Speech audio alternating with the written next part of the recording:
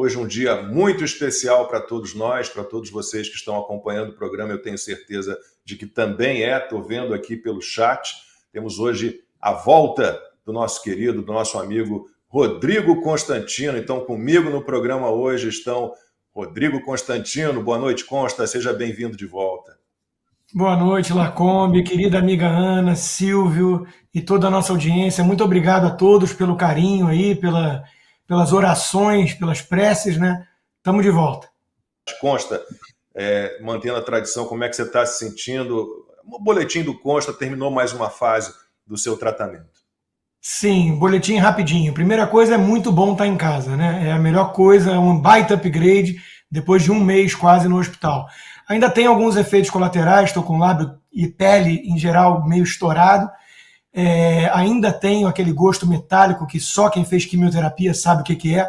Você preparar um bife com batata frita ou jiló com quiabo é mais ou menos a mesma coisa. Tudo desce mal, né? Então isso é muito chato, mas estamos avançando, né? Então eu só posso agradecer a Deus, a todos aí pelas orações. Vamos em frente, vencendo as batalhas e, se Deus quiser, a cura definitiva. Valeu, que bom. Ficamos todos muito felizes e muito emocionados com a sua volta, Consta. Querido amigo Constantino, que bom você aqui. E Consta, seja muito bem-vindo, meu amigo. Estávamos com muitas saudades. É bom ver você aí, tudo bem, boca seca, mais magrinho, mas aqui com a gente, e é isso que a gente gosta. Você aqui com a gente na trincheira só mostra ainda mais a sua garra, Consta. Então seja muito bem-vindo, meu amigo. Lacombe, querido, Ana, Consta, muito bom ter você aqui. Aliás, você não parou, né? Você é impressionante, cara. Você é um exemplo para muita gente. Você é impressionante. As fraudes no INSS. No Congresso, a oposição protocolou o pedido de uma CPI mista para investigar as fraudes no INSS. O requerimento recebeu o apoio de 223 deputados e de 36 senadores, e partidos da base do governo correspondem à metade das assinaturas. União Brasil, PP, PSD, Republicanos, MDB e PSB juntos comandam 12 pastas. No PT, ninguém apoiou a instalação da comissão. Para a CPMI ser criada, é preciso que o pedido seja lido durante uma sessão conjunta de deputados e senadores. A próxima reunião do Congresso está prevista para 27 de maio. E aí, Consta, mantendo a tradição, com a sua volta, começo por você, a gente tem duas possibilidades. Uma é o Davi Alcolumbre, que está aí rodando o mundo com o Lula, né? Sempre com o Lula no ouvidinho dele, manter essa sessão para o dia 27, sessão do Congresso, quer dizer, com deputados e senadores, e não fazer a leitura, ou a gente corre risco até de ele cancelar essa sessão do dia 27. Então agora está nas mãos do Davi Alcolumbre, e não nos surpreende, claro, que o PT não queira investigar coisíssima nenhuma, né, Consta? Pois é, foi contra lá atrás mecanismos que poderiam ter impedido isso.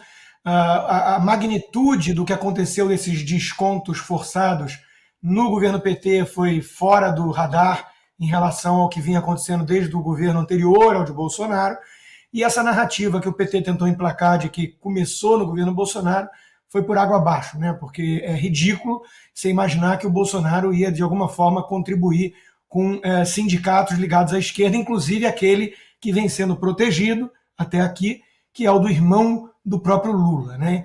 O vídeo do Nicolas Ferreira furou bolha uma vez mais. É um escândalo sem precedentes, talvez. A magnitude que a gente está falando aqui faz o mensalão parecer fichinha, um mero aquecimento, e o próprio Petrolão, que já foi gigantesco, também parecer brincadeira de escoteiro mirim. Então nós estamos falando aqui de envolver idosos, né, os famosos velhinhos no final da vida, cujo dinheiro que eles ganhavam ali era fundamental para comprar remédio, para se sustentar, e é uma coisa que mistura, então, um grau de má-fé, de psicopatia, que só mesmo a esquerda consegue mostrar.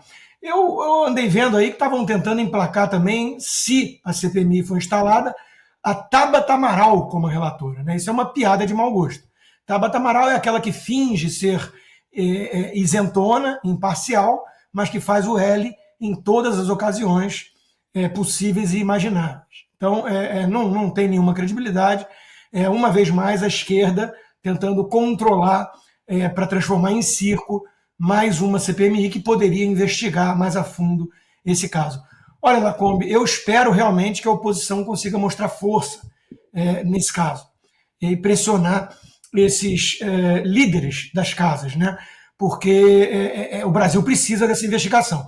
Nós temos uma aparente boa notícia, conversávamos até nos bastidores aqui sobre isso, né? A Globo, que é a emissora paraoficial do governo, ela tem dado sinais de que, em relação a esse escândalo do INSS, ela está meio que desembarcando do governo, né? Ela está tentando, digamos assim, fazer jornalismo, trazer à tona a magnitude, a gravidade e por aí vai. Então, isso é boa notícia, porque o que a gente quer é isso mesmo, não por uma questão de crise de consciência, ou porque se converteu ao catolicismo, gostou do Papa Novo. Isso a gente não espera desse pessoal, dos monstros do pântano, do Centrão Fisiológico e da Globo, mas por um cálculo utilitarista de quem está vendo que o governo está naufragando e que os ratos precisam abandonar o barco, porque senão vão afundar junto. Eu espero que seja realmente um desembarque da Globo. E o ministro do Lula, que era o secretário executivo na época do Carlos Lupe, ele optou por responsabilizar o governo Bolsonaro pela fraude. A MP 1007, transformada na Lei 14.438 de 2022, foi essa medida provisória e essa lei que pôs fim ao Instituto da Revalidação. O que vinha sendo gestado dentro do Congresso a partir de 2019, para que houvesse uma revalidação de cada um daqueles que autorizavam desconto, isso foi sepultado por essa MP e por essa lei em 2022. E é exatamente nesse momento, nesse interregno entre 2019 e 2022, que o ladrão entra na casa. Bem, essa Instituição 62 foi baseada na MP aprovada no governo do presidente Bolsonaro, que quem sepultou a revalidação foi o governo anterior. É importante deixar claro, e eu deixei isso bem assim, sublinhado na exposição que nós fizemos. Durante a audiência, o ministro Volney Queiroz e o senador Sérgio Moro bateram boca sobre a origem do esquema fraudulento. Ontem, por exemplo, eu estava assistindo o Jornal Nacional e houve uma denúncia de um servidor em 2020. Um servidor em 2020 denunciou à Polícia Federal que havia descontos indevidos, que havia fraude. Essas denúncias foram feitas em 2020, senador. Parece que Vossa Excelência era o ministro da Justiça nessa época. Vossa Excelência fez alguma coisa para coibir essas fraudes? Os fatos nunca foram informados a mim como foram informados a Vossa Excelência expressamente na reunião lá em 2023. Vossa Alguém Excelência se omitiu ministro, aqui foi Vossa Excelência. Vossa Excelência como ministro Nessa também não apuração. acompanhou, não tinha conhecimento? Não chegou no meu conhecimento, mas a de Vossa Excelência chegou. Não chegou ao meu conhecimento, agora Vossa O Excelência senhor como ministro... ouviu na reunião, ministro? Na reunião foi informado sobre as fraudes, Vossa Excelência não fez nada. Eu não tinha que Vossa fazer nada, Excelência era não. pessoa de confiança de Carlos Lupe e continua no ministério. O senador não queria ficar aqui nesse bate-boca com Vossa Excelência, mas Vossa Excelência, como agora ministro da que quis Justiça, me tem acusar. muito mais obrigação de saber do que eu como Vossa secretário Excelência executivo. quis me acusar de algo agora impróprio, porque Vossa Excelência teve... Vossa Excelência estava no ministério onde teve a fraude, secretário executivo... Senador Sérgio Moro, nada. foi nosso primeiro que chamou a polícia. É um depoimento. Olha, Ana, eu vou dizer para você, é muita cara de pau, né? Bom, a gente pode pensar no seguinte, o Volney Queiroz está metendo que o Ricardo Lewandowski, ou o Flávio Dino, né, que foi ministro da Justiça, na história, né? Porque se o Sérgio Moro deveria ter sabido, na época em que era ministro da Justiça, por que não o Flávio Dino e o Ricardo Lewandowski? E o Volney Queiroz, vou repetir, ele era o secretário executivo do Ministério da Previdência, número 2 do Carlos Lupe. Ele participou, e as atas das reuniões estão todas aí, ele participou de todas as reuniões do Conselho Nacional de Previdência Social, nas quais a conselheira Tônia Galetti fez as denúncias sobre as fraudes, sobre a roubalheira contra aposentados e pensionistas. E nada foi feito. Mas, assim, é impressionante a cara de pau. Não há outra expressão que a gente possa usar, Ana. Vocês têm a impressão de que tem uma hora que eles ficam ali batendo boca, Vossa Excelência, que uma hora alguém vai falar, Vossa Excelência vai para aquele lugar? Vocês têm essa impressão? Pode deixar todo mundo na câmera ou na tela, Franco, por favor? Vocês têm essa impressão de verdade? Às vezes eu acho que alguém vai falar, Vossa Excelência vai para aquele lugar, é um Vossa Excelência para cá, Vossa Excelência para lá, mas às vezes é bate-boca, assim, xingamento mesmo, mas vem um Vossa Excelência antes. Aí a gente fica pensando, Vossa Excelência é um grandíssimo filho da... Precisa saber na gradação quem é mais filho Mas é o Moro, é o Sérgio Moro do outro lado, não tem chance dele falar isso. Mas enfim, a questão é que contra fatos não há argumento. Se de verdade mesmo, eles achassem que tudo isso é culpa do Bolsonaro, né? É aquela brincadeira, a fraude é minha, eu coloco onde eu quiser. Então eu vou colocar no governo do Bolsonaro. Se tudo é culpa do Bolsonaro, por que não assinaram a CPI? Fim. Acabou, não tem nada contra esse argumento. O que você fala quando alguém pergunta? Mas se é realmente o Bolsonaro meteu a mão ali nos idosos, vamos investigar o Bolsonaro para acabar de vez com o Bolsonaro? Por que não assinaram? Né? E, de novo, nós estamos há 2 semanas, mostramos aqui, mostramos no Sem Filtro, não sei se na timeline vocês mostraram, aquele gráfico que quando chega em 2023 e 2024 explode. Explode o gráfico ali, né, do retângulozinho, vai lá em cima 2024. Curiosamente, 2024 é quando a Sindinap do irmão do Lula burlou o sistema de biometria, o sagrado sistema de biometria, que é, não sei nem se existe essa palavra, imburlável, né? Aí, tá aí. Olha lá, 2024. Ana, e eu não esqueci os números. Eu não tenho a memória do Silvio Navarro, muito menos para números, mas nesse caso eu não esqueci dos números. De 2022, já falei aqui, repito que eu acho que é importante, de 2022 para 2023, houve um aumento de 88% nas fraudes, o número de descontos indevidos. De 2023, primeiro ano do Lula, para 2024, segundo ano do Lula, 273%. A única forma de isso ser jogado contra o Bolsonaro, e mostramos no nosso quadro de humor também isso, seria usar a tática do Pockmann, do Márcio Pockmann, e colocar esse gráfico de cabeça para baixo. Né? Não teria de ponta cabeça para quem está em São Paulo, não teria outra maneira. E olha, e esse gráfico... Pode deixar na tela, Franco, por favor. Esse gráfico nós precisamos repetir, mas assim, quando vocês colocarem esse gráfico nos grupos de WhatsApp, porque nós estamos falando a fonte, olha ali embaixo, fonte CGU, não é Fox News, não é CGU. Nós temos, sempre que vocês colocarem esse gráfico nos grupos, expliquem que em 2024 eles burlaram, driblaram, enganaram, furaram o sistema de biometria, ou seja, digitais foram criadas, foram falsificadas para colocar ali milhares e milhares e milhares de nomes de aposentados e de idosos no sistema. Isso aconteceu em 2024. Então, se foi o Bolsonaro que fez isso, que armou esse esquema todo para enriquecer as associações e sindicatos que são ligados ao PT, vamos investigar o Bolsonaro, minha gente. Bom, e mais um fato, né, que precisa ser registrado, né, porque há registros da Câmara e do Senado, discursos, né, as atas, tudo... registros da Câmara e do Senado que mostram que partidos ligados a Lula, quer dizer, a turma do Lula, atuou para mudar as medidas provisórias editadas pelo então presidente Jair Bolsonaro, que aumentariam o controle sobre os descontos feitos por sindicatos e associações e combateriam as fraudes. E é importante esclarecer à população que essa medida provisória não vem para combater fraudes. Os sindicatos que estão sendo, mais uma vez, atacados e tendo um direito retirado. Olha, essa medida provisória 871, é uma violência, é uma criminalização dos pobres. E agora ele quer impedir que o sindicato faça esse serviço para garantir um direito.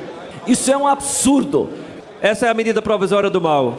A medida provisória 871, ela dificulta o acesso à aposentadoria, ela é cheia de cascas de banana para atrapalhar a vida do homem do campo. A lógica desta medida provisória é uma lógica de considerar que toda a população pobre, o trabalhador de baixa renda, aqueles que são destinatários e beneficiados pelo BPC, que são suspeitos. O governo Bolsonaro quer jogar toda a criminalização em cima de pescadores, de trabalhadores, de agricultoras, do BPC, do auxílio-doença. É jogar uma dúvida, a dúvida sempre em cima dos pobres. Neste caso, portanto, nós orientamos não ao texto, para que aquele que tem o benefício de prestação continuada não seja perseguido pela lupa do governo Bolsonaro. Ô Silvio, então esses são discursos de 2019, quando o Bolsonaro enviou a medida provisória 871. Houve uma outra tentativa em 2021, e nessa de 2021 houve a atuação do Volney Queiroz, de novo ele, hoje ministro da Previdência, né, como coautor de emendas que impediram, né, uma maior fiscalização contra sindicatos e associações. Então, tá tudo bem claro, mas a gente precisa ficar repetindo, porque há, do outro lado, uma série de narrativas, uma série de mentiras, na maior desfaçatez. Mas que não colou, né? Dessa vez não deu, não adiantou colocar a culpa no Bolsonaro, não tem Sidônio, não tem Janones, não tem Lindbergh Farias, não tem a juventude grisalha do PCdoB, nem do PT, nem do PSOL. Esse vídeo mostra que, além de brigar com a matemática, com a aritmética, como a Ana acabou de mostrar no gráfico, eles estão brigando com a história. Então tá ali o Zeca Dirceu, o Ivan Valente, que é do PSOL, tava ali o deputado Bom Gás, né, que é do PT, Gaúcho, tem Rogério Correia, aparece uma série ali, uma série de políticos que ainda estão no Congresso Nacional defendendo aquilo que poderia ter mudado o curso da história. Se a esquerda não tivesse se posicionado desse jeito, não estaria tão carimbada a falcatrua, e está carimbada a falcatrua.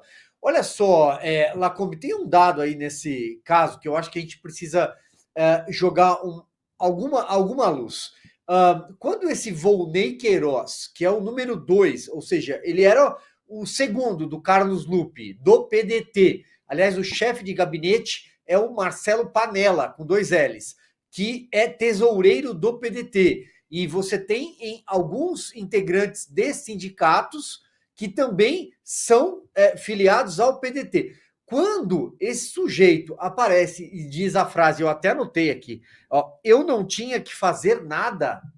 Bom, isso daí é crime de prevaricação, que é você se omitir como funcionário público, você não assumir o papel de fazer algo. Artigo 319 do Código de Processo Penal, Código Penal. Ou seja, ele precisaria ter, sim, feito alguma coisa. Mas não, ele admite que ficou sentado na cadeira, ouviu a denúncia, que era embrionária de um escândalo, eu acho que sem proporções, eu acho que não tem nada parecido, o Petrolão é menor do que esse escândalo, se a gente pegar a mordida no consignado, agora há indícios de que o Dataprev também está contaminado, os 6,3 bilhões de reais no contra-cheque, ou seja, o Petrolão ficou para trás. O Mensalão, então, é a pontinha do iceberg. Nós estamos falando de algo muito grande. Então, eu acho que esse cidadão, quando ele diz, eu não tinha que fazer nada, bom, a primeira coisa que ele tem é sair rápido dessa cadeira. Já, ele não pode ser ministro, ele não pode estar mais na máquina pública, porque ele admitiu que ouviu uma denúncia sobre um crime em curso e não fez nada.